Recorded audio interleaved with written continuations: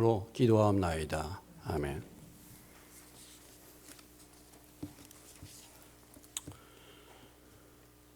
우리가 성경에 보면은 특별히 신약 성경에서 중요한 인물, 가장 중요한 인물은 예수님이 되시겠죠. 예수님이 가장 중요한 분이시고, 예수님 다음에 중요한 인물들은 12사도, 12제자라고 말할 수 있겠습니다.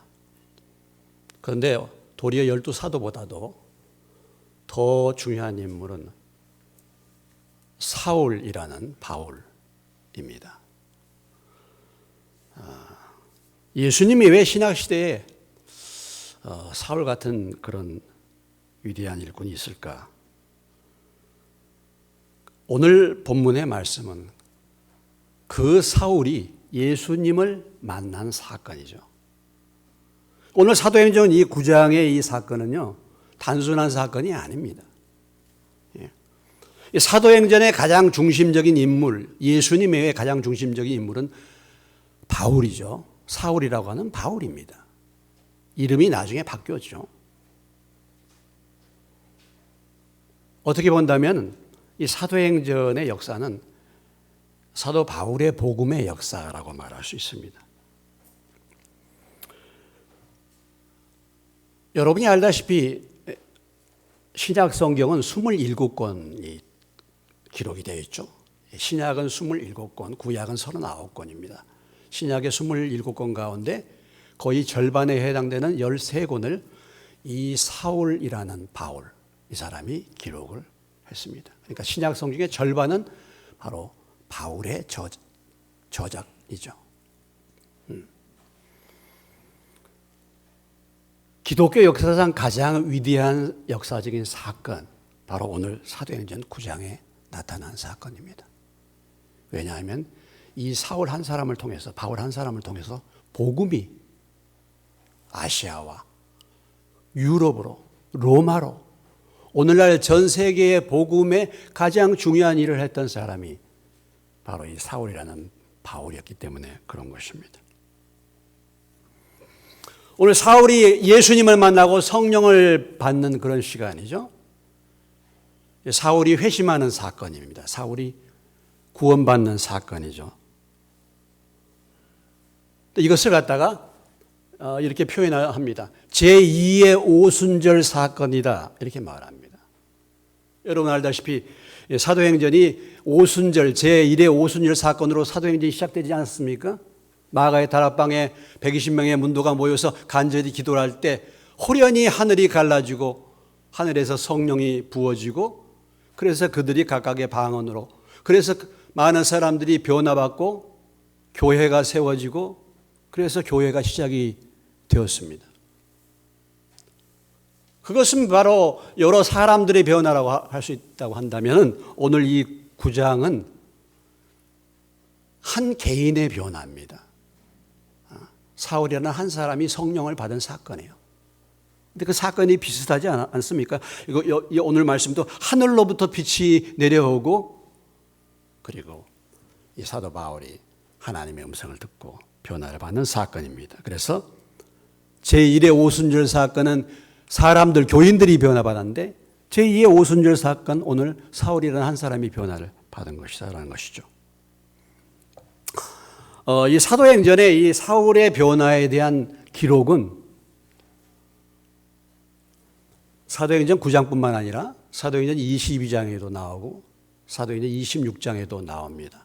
세 차례 사도 바울의 변화의 기록, 간증이 세 차례 기록이 됐습니다. 굉장히 중요한 부분이죠. 그리고 오늘 이 사도 바울이 예수님을 만난 이 사건이 대표적인 예수 믿는 사람들의 모범적인 간증의 모델이 되고 있습니다. 예수님을 믿은 사람들, 어떤 사람, 어떻게 예수님을 믿고 어떠한 변화가 일어나는가, 이것을 가장 잘 보여주는 예수 만난 사람의 간증의 모델이 되고 있습니다. 오늘 이 사도행전 9장 1절로 9절까지 이 말씀의 사건은 뭐 더 연결될 수가 있겠습니다만은 한 세 가지 정도로 우리가 나눠볼 수 있겠는데, 하나는 뭐냐면 예수 만나기 전에, 예수님을 믿기 전에 사울입니다.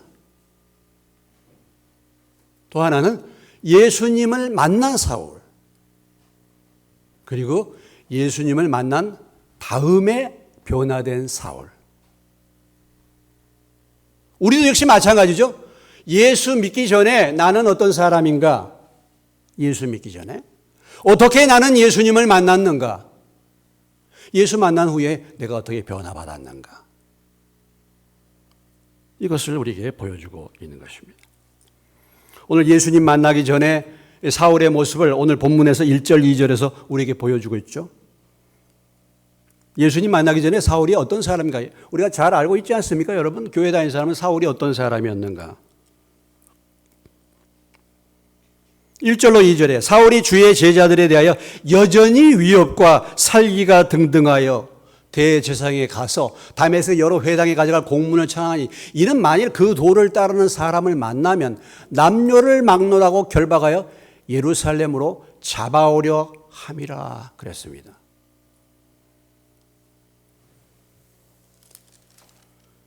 사도행전 8장 3절에 보면 사울이 교회를 잔멸할 새 각 집에 들어가 남녀를 끌어다가 옥에 넘겼다, 그런 표현이 나와 있어요. 스데반이 죽을 때도 찬성의 표를 던졌던 사람이 사울이죠.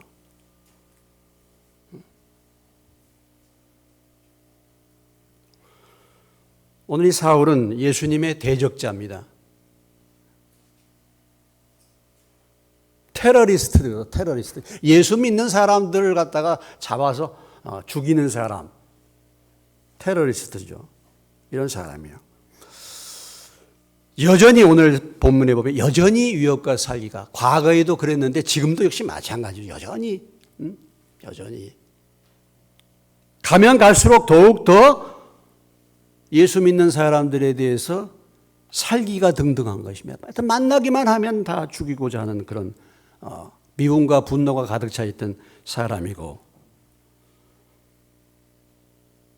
오늘 이 다메섹까지 간다. 이 사람들, 예수 믿는 사람을 다메섹까지 가서 쫓아서 그들을 붙잡아 오겠다. 지금 이제 대제사장의 허락 공문을 받아가지고 다메섹까지 잡아온다는데, 지금 이 예루살렘에서부터 다메섹까지는요, 지금 거리로 따지면 한 240km가 됩니다. 여러분, 240km면요, 서울 공주가 155km니까 얼마나 뭡니까? 2000년 당시에 240km는 한 주간을 걸어가야 됩니다. 한 주간 가야 될 거리예요. 근데 그 먼 곳에 있는 예수 믿는 사람을 잡아서 죽이든지 감옥에다 넣겠다는 것입니다. 아주 대단한 핍박자죠. 대단한 사람. 한마디로 말해서 사울은 변하기 어려운 사람입니다. 정말 변하기 어려운 사람이 사울이에요. 우리가 우리 주변에 보면은 참 변하기 어려운 사람들 많이 있습니다. 변하기 어려운 사람. 여러분 어떤지 모르겠어요. 여러분 변하기 쉬운 사람들이죠? 어떻습니까? 변하기 아주 어려운 사람들은 어떤 사람이 변하기 어렵습니까? 지성인들 참 변하기 어려워요. 지성인들. 많이 배운 사람들.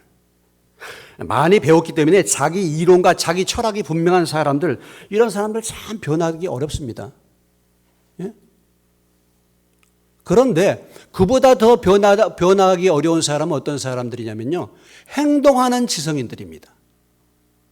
행동하는 지성인들이란 뭐냐면 단순히 그냥 지식만 있는 것이 아니라 그 어떤 것을 갖다가 철저하게 실천을 하는 것입니다.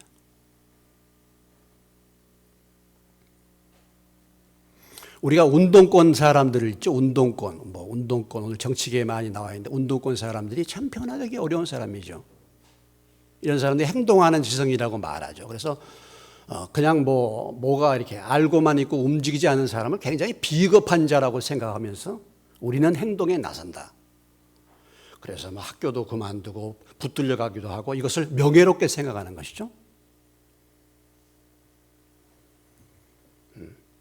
그리고 정의를 위해서는 폭력도 얼마든지 정당화할 수 있다. 우리가 정말 진리고 우리가 정의다. 이런 사람들 참 거기에 붙들리면 어렵죠. 뭐 더 나아간다면 이런 사람들을 생각해 볼 수 있죠. 독립투사들. 그렇죠? 그러니까 나라의 독립을 위해서 내 몸을 바쳐서 희생해서 하는 사람들입니다. 우리가 성경에 보면은 어떤 당이 나옵니까? 젤롯 당이라는 열심당이죠. 젤롯 당에 예수님의 제자 가운데 열심당원 누가 있었습니까? 시몬이라는 사람이 있었습니다. 이런 사람 참 변화되기 어려워요. 왜냐하면 자기는 정의를 위해서 나라와 민족을 위해서 나라의 독립을 위해서 목숨을 바친 사람, 행동을 하는 사람이니까. 우리가 이스라엘에 가보면 마사다라는 지역이 있습니다. 마사다. 거기는 이스라엘 유명한 관광지 성지죠.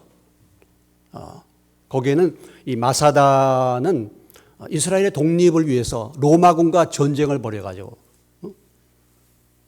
3년 동안 그 마사다 요새에 들어가서 투쟁을 합니다. 세계 최강의 막강한 로마 군대를 대항해서 3년 동안을 거기에서 그 산꼭대기에 요새에 올라가 가지고 항복을 안 하고 투쟁했던 사람들이 있는 그 곳입니다. 근데 그곳에서 나중에 로마군이 이제 그 산성을 쌓아가지고 그곳을 점령했는데 그곳에 있는 사람들이 다 가봤더니 다 자결을 했어요. 800여 명이 서로를 죽인 것입니다. 그리고 항복하지 않고 자결한 것. 대단한 사람들이죠. 로마서 5장 7절에 보면은 이런 말씀이 있습니다. 의인을 위하여 죽는 자가 쉽지 않고 선인을 위하여 용감히 죽는 자가 혹 있거니와 그랬죠. 선인을 위하여 용감히 죽는 자가 혹 있다 그랬죠. 혹 있다. 어떤 선을 위해서 자기의 생명을 바친 사람들, 이런 사람 참 대단한 사람들, 대단한 사람들이지만 또 한편으로 변화되기는 어려운 사람들입니다.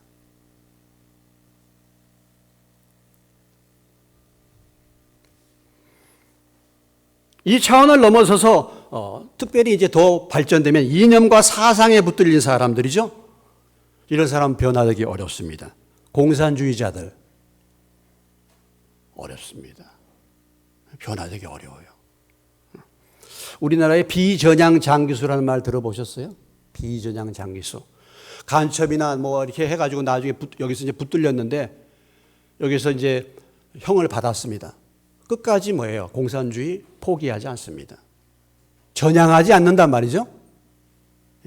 이런 사람들이 15년 내지 43년을 감옥 생활했는데 그래도 공산주의를 나는 버리지 않는다.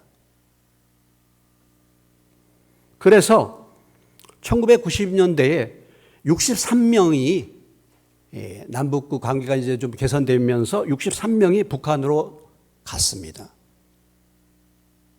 오랫동안 감옥에 있으면서도 끝까지 전향하지 않는 거예요. 북한으로 돌려보냈어요. 이런 사람이 63명이에요. 대단하죠.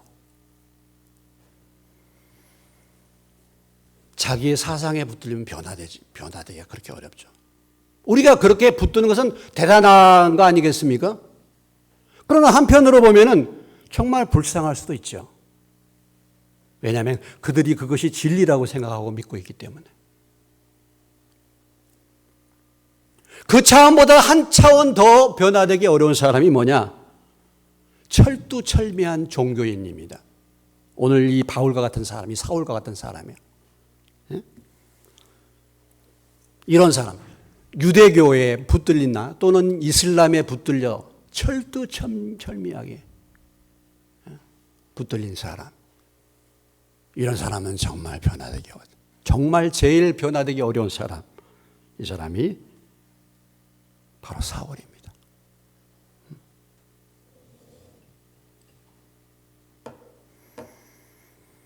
바울이 어떤 사람입니까? 디모데전서 1장 13절에 보면은 내가 전에는 비방자여 박해자여 폭행자였으나, 그렇죠? 비방자고 박해자고 폭행자였다. 이렇게 이제 표현을 하고 있습니다. 빌립보서 3장 5절로 9절의 말씀에 보면은 나는 8일 만에 할례 받고 이스라엘의 족속이요 베냐민 지파 히브리인 중에 히브리인 율법으로는 바리새인이요 열심으로는 교회를 박해하고 율법의 의로는 흠이 없는 사람이다. 그러니까 사도 바울이라는 사람은 참 대단한 사람인데 자기가 믿는 이 율법에 아주 철두철미한 사람입니다. 그래서 나는 의롭고 나는 옳다라는 거예요. 나는 흠이 없다라는 것입니다. 나는 바리새인 중에 바리새인이라는 것입니다. 결국은 사실은 가만히 보면은 그러한 것에 그 중심을 가보면 나는 의롭다라는, 나는 참으로 옳다라는, 나는 정의롭다라고 하는 그런 교만이 사실은 깔려 있는 거예요. 결국은 자기의가 가득 차 있는 것입니다. 자기의가. 사실은 들여다보면요. 내가 옳기 때문에 다른 사람 다 틀린 거예요. 누구 말도 난 듣지 않습니다. 이런 경우에 자신을 보지 못하게 되는 거죠. 그러니까 그 주변에서 누가 말해도 내 귀에 들리지가 않는 사람입니다. 그래서 로마서 10장 2절에서는 이렇게 말하고 있죠. 내가 증언하노니 그들이 하나님께 열심히 있으나 뭐예요? 올바른 지식을 따른 것이 아니니라. 올바른 지식, 올바른 것을 따르는 것이 아니라 열심히 있는데 잘못된 것을 따르는 것입니다.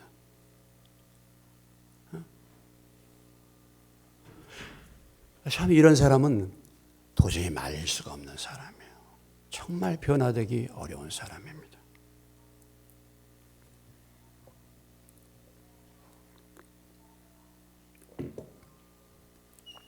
그래서 잠언 19장 2절에서 지식 없는 소원은 선하지 못하고, 지식 없는 선은 바르지 못하고 발이 급한 사람은 잘못 가느니라.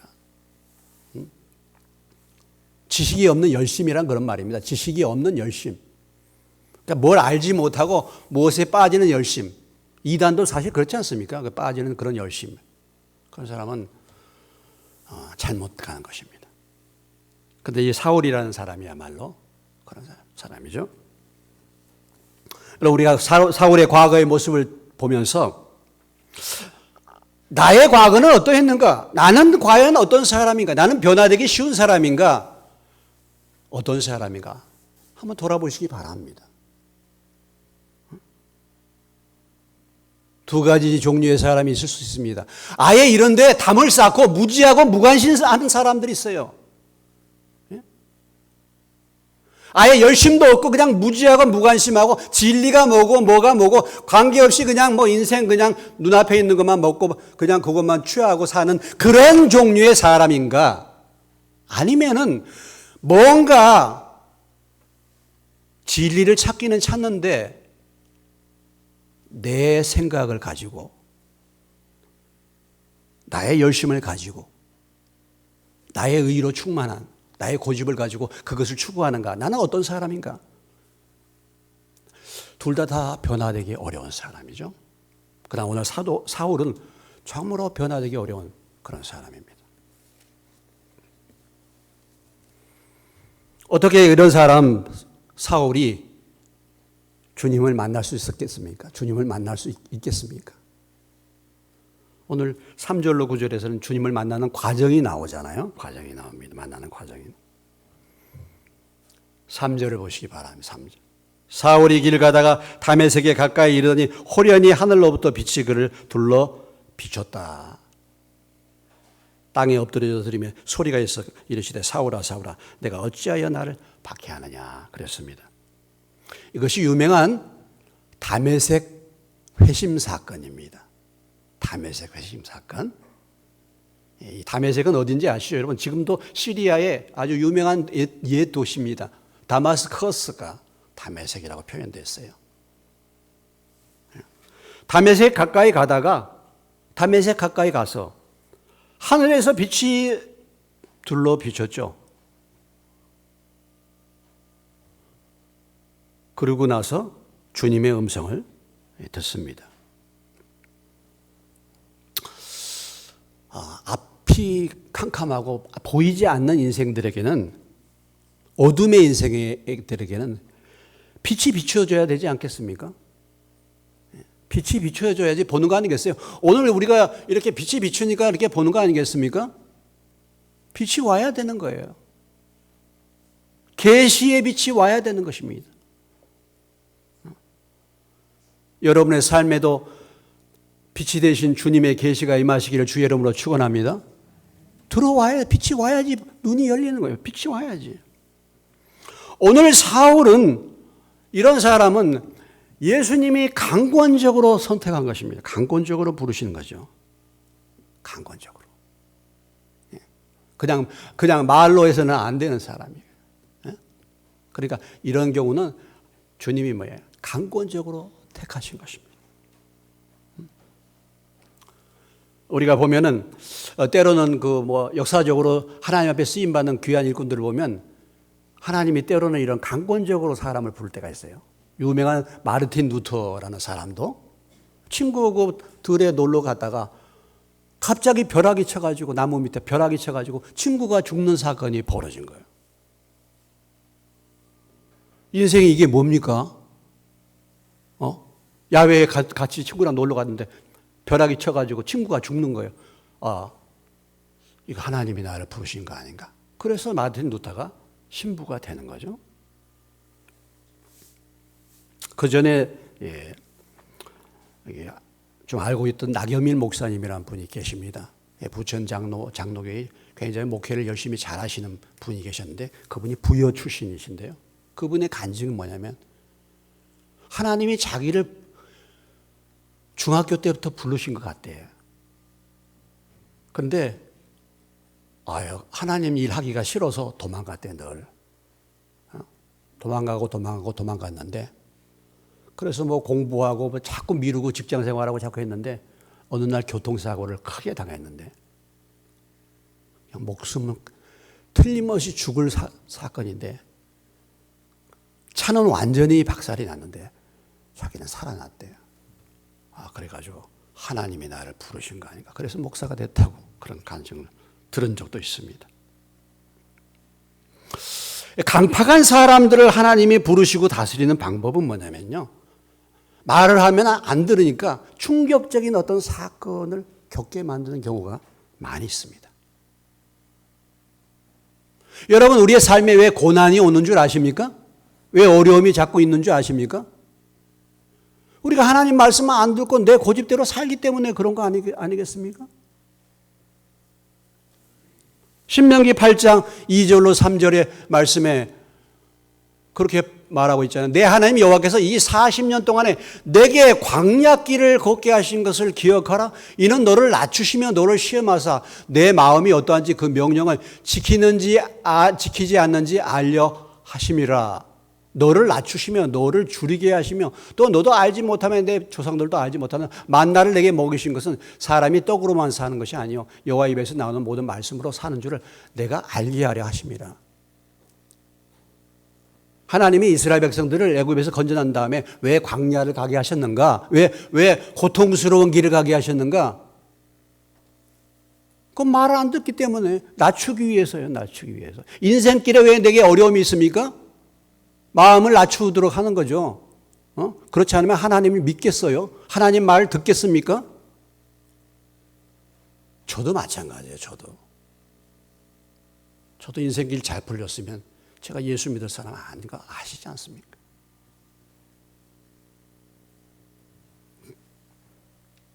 정말 믿기 싫은 사람, 믿기 어려운 사람은요, 하나님이 쓰시는 방법이, 하나님이 그에게 기회를 주신데 충격요법이에요. 충격요법.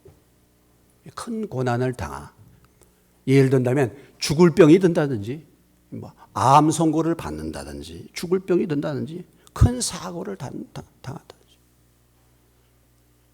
잠언 29장 1절의 말씀에 이런 말씀이 있죠. 자, 보시고 좀 졸리시는 분들 같이 한번 읽겠습니다. 자주 책망을 받으면서도 목이 곧은 사람은 갑자기 패망을 당하고 피하지 못하리라. 자주 책망을 받아, 자주 말씀을 듣고 자주 권면을 받는데 계속 그 말이 안 들려. 목이 곧아요. 안 듣는 거야. 그러면 어떻게 해요? 갑자기 망하는 거예요.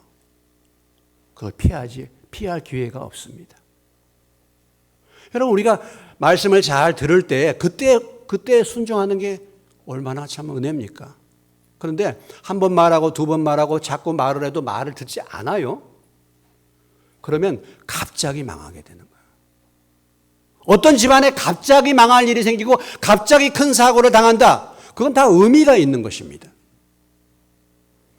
오늘 정확하게 이 사도 바울의 회심이라고 제가 표현했는데 회심이라기보다는 이건 하나님이 사울을 갖다가 치신 거예요. 사실은요. 항복시킨 겁니다. 항복시킨.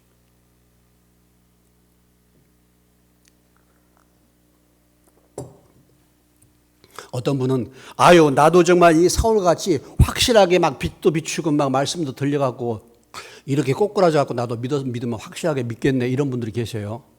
그런 분들 혹시 계십니까? 네. 그런 분들 계세요?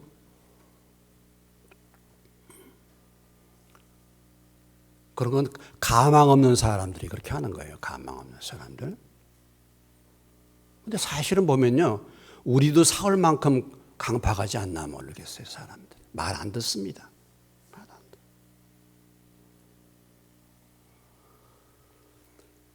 하나님이 이 사울을 강권적으로 부르셨어요. 여기에서 우리가 발견할 수 있는 것은 무엇입니까? 하나님의 절대적인 사랑이죠. 하나님은 참 사랑이 풍성하신 하나님이신 줄로 믿습니다. 하나님은 참 사랑이 풍성하신 분이야. 이렇게 대적한 사람은 나 같으면 망하게 할 건데 그렇지 않습니까? 하나님은 이런 자를 찾아오시는 거죠. 자격이 없는 자죠. 자격이 없는. 도저히. 디모데전서 1장 14절로 16절에서 바울이 나중에 이제 예수 믿고 난 다음에 나중에 그게 간증을 이렇게 하잖아요. 내가 전에는 비방자와 박해자의 폭행자였지만은 도리어 긍휼을 입은 것은 내가 믿지 아니할 때 알지 못하고 행하였음이라. 우리 주의 은혜가 그리스도 예수 안에 있는 믿음과 사랑과 함께 넘치도록 풍성하였도다. 미보다 모든 사람이 받을 만한 이 말이여 그리스도 예수께서 죄인을 구원하시려고 세상에 임하셨다 하였도다. 죄인 중에 내가 괴수니라. 죄인 중에 내가 괴수다. 하나님의 사랑이 얼마나 놀라운지 나 같은 사람을 하나님이 부르셨구나. 그런데 알지 못하고 행했다는 알지 못하고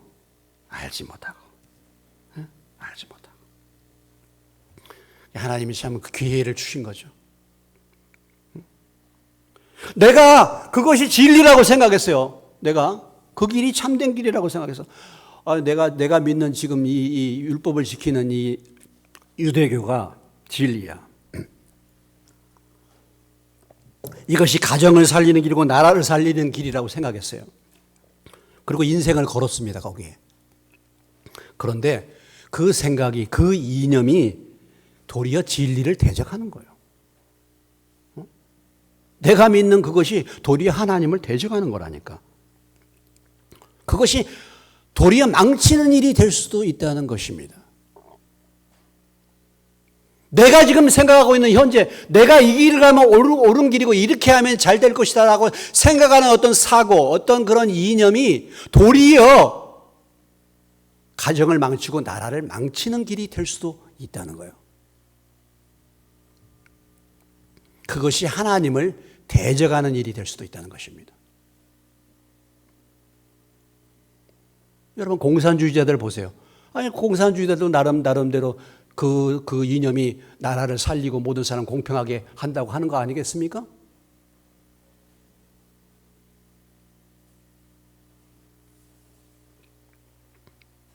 그런데 그게 아닐 수 있다는 거죠. 그러나 정말 진심으로 중심으로 그것을 드렸다면 하나님은 기회를 주십니다. 간섭하셔요. 하나님은. 간섭하셔요. 오늘 사도 바울이 이렇게 행한 이유가 뭐냐면 아까도 알지 못했기 때문에. 바울은 그것이 진리라고 생각했기 때문에. 그래서 이 예수 믿는 사람들은 이단이다 말이죠. 이단들 그냥 둬서는 안 되는 거예요. 그거 몰랐기 때문에 그랬다는 것이죠. 그래서 하나님이 기회를 주신 것입니다. 그저 제가 한번 얘기한 오병세 형제라고요. 오병세 형제라고 있었습니다. 이 형제는 서울의 외국어대학교 통일교 지도자였어요. 통일교. 문선명이 통일교 2단 지도자입니다. 근데 이 오병세 형제가 어렸을 때 교회를 다녔는데 교회를 다니다 보니까 교회가 이건 뭔가 좀 시원치 않은 거야. 교회가 너무 모순이 많은 거예요. 그래서 어느 날 문선명이 강의를 들었는데 문선명이가 정말 진리라 자기에게 그렇게 왔대요. 그래서 교회를 떠나서 문선명이를 따랐습니다. 통일교를. 그런데 그가 외국어대학교 통일교 지도자였는데 그럼에도 불구하고 이 병세 형제의 마음 가운데는 자기는 그 통일교가 진리라고 생각하고 따랐는데 하여튼 그 마음 가운데 진리에 대한 사모함이 있는 거예요. 그러다가 어떻게 우리 모임에 나와가지고 그가 복음을 깨달았죠. 그래서 통일교에서 돌이켰어요. 우리 지방에 강성호 목사님이라는 분 계십니다. 왜요? 신천지에서 10여 년 동안 신천지 강사 했었어요. 강사? 그런데 신천지가 진리가 아니라는 것을 깨닫고 나와서 지금 신천지에 들어가 있는 사람들 전도하는 교회를 지금 대전에서 하고 있죠. 우리 지방에 지금 있습니다. 보니까 그 전에 이제 되게 교회 다녔잖아요. 장로교회를 다녔어. 그러다가 그쪽으로 넘어갔다가 다시 돌이켜가지고 뭐예요? 지금 신천지에 빠진 사람들을 전도하는 일을 하고 있죠. 무슨 얘기입니까? 그래도 그 중심에 내가 진리를 따라간다는 그런 진리를 참으로 따른다는 그런 마음의 중심이 있었기 때문에 하나님이 그런 기회를 주시는 거예요.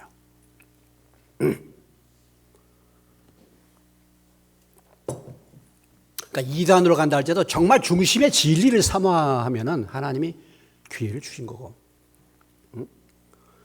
진짜 공산주의를 따라간다 할지라도 진짜 정말 공산주의를 해서 평등하게 살아야 사는 세상을 만들어야겠다 하고 따라갔다고 한다 할지라도 그런 사람은 하나님이 회개할 기회를 주십니다. 어설픈 사람들이 그런 것이죠. 어설픈 사람들. 모순을 알게 되는 거예요. 모순을. 이게. 오늘 사울이 땅에 엎드려졌습니다. 땅에 엎드려져 들음에 소리가 있어 이르되 사울아 사울아 내가 어찌하여 나를 박해하냐 그랬습니다.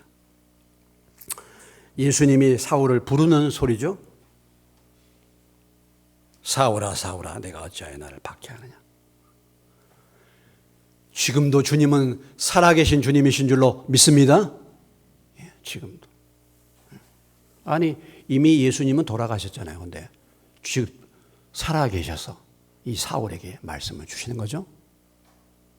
주님은 어제나 오늘이나 영원토록 변함없으신 분. 주님은 지금도 살아계신 하나님이신 줄로 믿습니다. 사울에게 나타나셔서 말씀하신 그 주님이 오늘 우리들에게도 나타나서 말씀하신 줄로 믿으시기 바랍니다. 오늘 나에게도 말씀하시고 있는 거예요. 오늘 사울아 사울아 2번 불렀습니다. 어찌하여 나를 박해하느냐. 사울을 너무 잘 아시는 주님이, 그 주님이 오늘 저와 여러분을 잘 아시는 주님이신 줄로 믿으시기 바랍니다. 내가 나를 잘 아는 거예요. 찬주야 찬주야 내가 너 나 안다. 이제 너 주일학교에서 이제 중고등부 온 줄로 안다. 여기 딱 앉아 있는 거 안다 말이죠. 주님이 아신다. 그런데 이 음성을 아무나 듣느냐?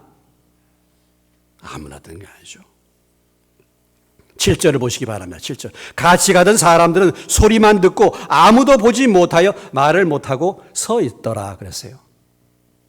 소리는 들었는데 무슨 소리를 했는지 모른다 이거죠. 사도행전 22장 9절 이 같은 사건을 이렇게 표현하고 있어요. 사도행전 20, 나와 함께 있는 사람들이 빛은 보면서도 나에게 말씀하신 이의 소리는 듣지 못했더라. 그럼 이 말씀하고 모순되는 거 아닌가? 이 말의 의미는 무슨 소리는 났는데 그것이 무슨 말인지를 몰랐다 이거죠. 우르릉 하는 무슨 쿵 하는 소리는 들렸는데 이 소리를 깨닫지 못했다 이것입니다. 사울아 사울아 내가 어찌하여 나를 핍박하느냐 하는 이 말씀을 주변에 있는 사람들은 듣지 못하고 사울만 들었다는 거예요. 주변에 있는 사람들은 이런 소리만 들었다는 것입니다. 왜 그렇습니까? 귀가 닫혀 있기 때문에 그런 것이죠. 귀가 닫혀 있기 때문에.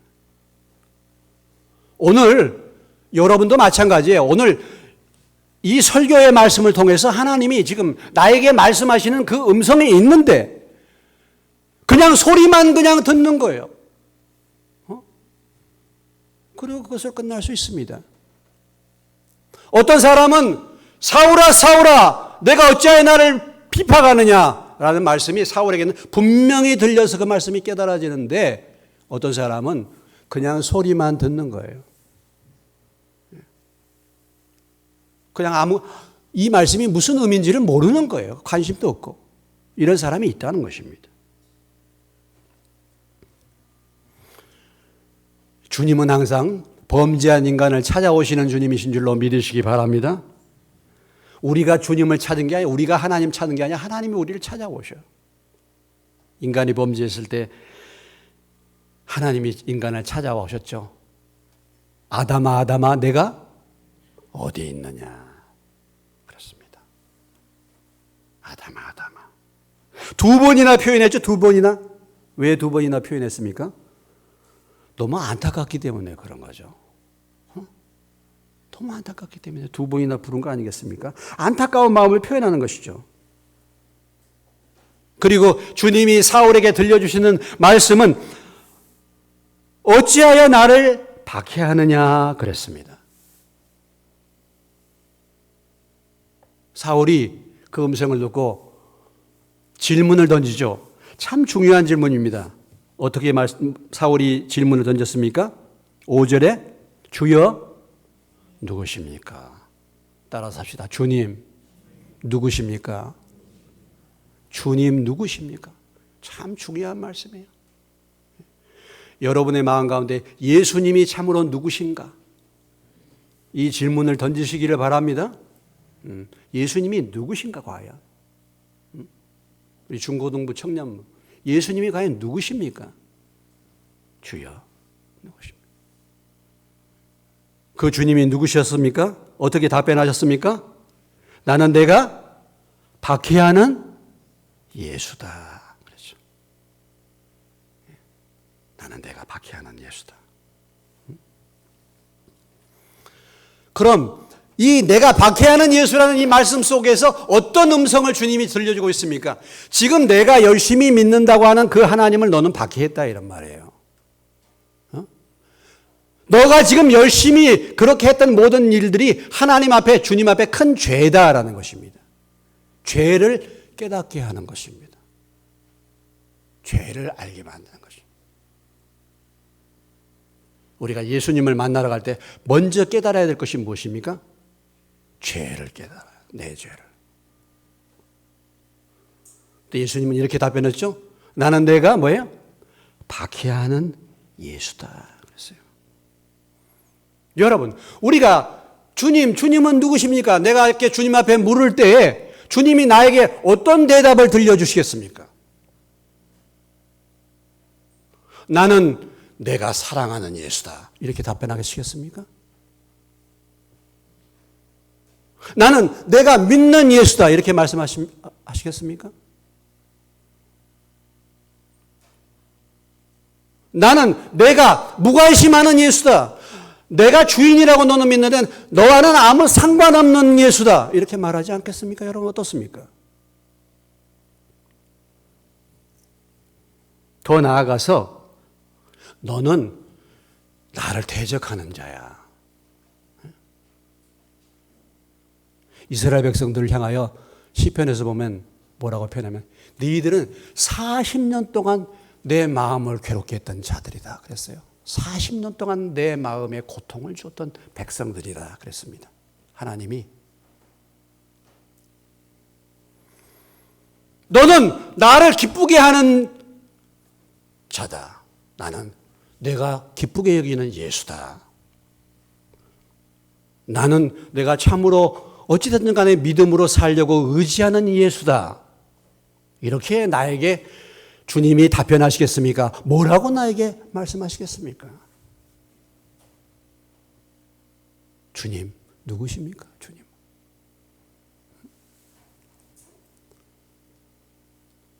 나는 너와 상관없는 예수야. 나는 너와 너무 무관심한 예수야. 너는 참 내 마음을 너무 알지 못하는 예수. 내가 믿는 예수님은 누구신가? 과연 그분은 누구신가? 라는 거죠. 오늘 사울이 예수님께 질문을 던지죠. 주여 누구십니까? 그럴 때 여러분은 어떤 응답을 받으시겠습니까? 주님이 여러분에게 대답하시는 응답은 무엇이겠습니까? 나는 내가 사랑하는 예수다. 이런 음성을 들으시기를 주의 이름으로 축원합니다. 그렇지 않다면 회개하시고 이제는 정말 주님의 말씀을 붙들고 살아가는 자가 되게 하겠습니다.